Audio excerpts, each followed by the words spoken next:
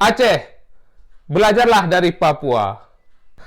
Dalam beberapa hari ini, tiba-tiba saja aku baca berita dari CNN hingga BBC, koran Serambi serta Waspada.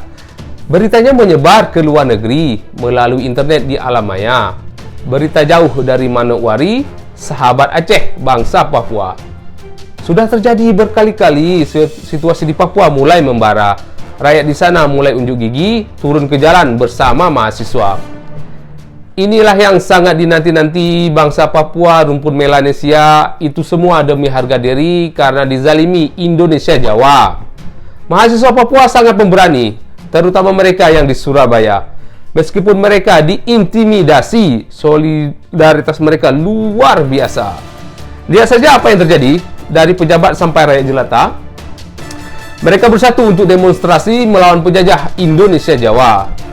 Inilah yang menjadi bukti mereka membela demi bangsanya. Tidak peduli akibat terjadi, mahasiswa Papua gagah perkasa. Mungkinkah nanti ada revolusi Papua bintang kejora? Jika itu memang terjadi, jangan lupakan kami Aceh Sumatera. Lobi Papua di luar negeri, sampai PBB yang ada di Jenewa. Begitu juga PB yang satu lagi, kantor pusatnya di New York sana.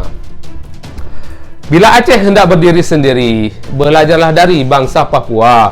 Sudah 14 tahun MOU Helsinki. Sekarang apa yang telah dirasa? Mulai dari saat ini, kuatkanlah civil society.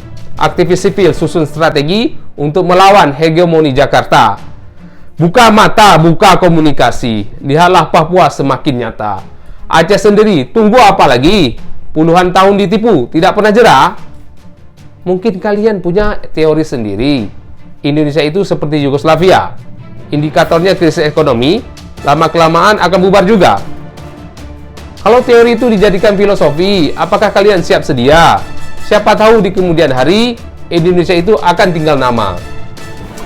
Geopolitik dunia tidaklah pasti, bukan juga seperti matematika. Rumus politik di zaman kini, semuanya demi kepentingan semata.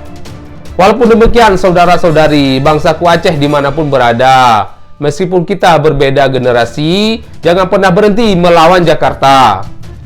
Mulai dari sekarang, siapkan generasi. Generasi baru intelektual adanya, bukan generasi hobi di kedai kopi yang tujuannya menggosip belaka. Perjuangan Aceh masih panjang sekali. Perlu sekali sumber daya manusia. Tidak lupa juga biaya ekonomi untuk menunjang kegiatan kerja. Perkara ekonomi adalah kunci. Itu adalah permasalahan utama. Karena itu memerlukan energi untuk menyadarkan penerima suaka. Perlu belajar dalam berorganisasi, terutama kita yang di luar negara. Begitu juga dalam berdiplomasi. Kuasai komunikasi berbagai bahasa. Jangan lupa juga masalah teknologi, supaya tak gaptek kelihatannya. Zaman modern di saat ini, itu adalah tuntutan masa. Sebelum kuakhiri pesan ini, salam perjuangan kepada bangsa Papua. Perjuangan kalian tidak sendiri, kami bangsa Aceh berada di belakangnya.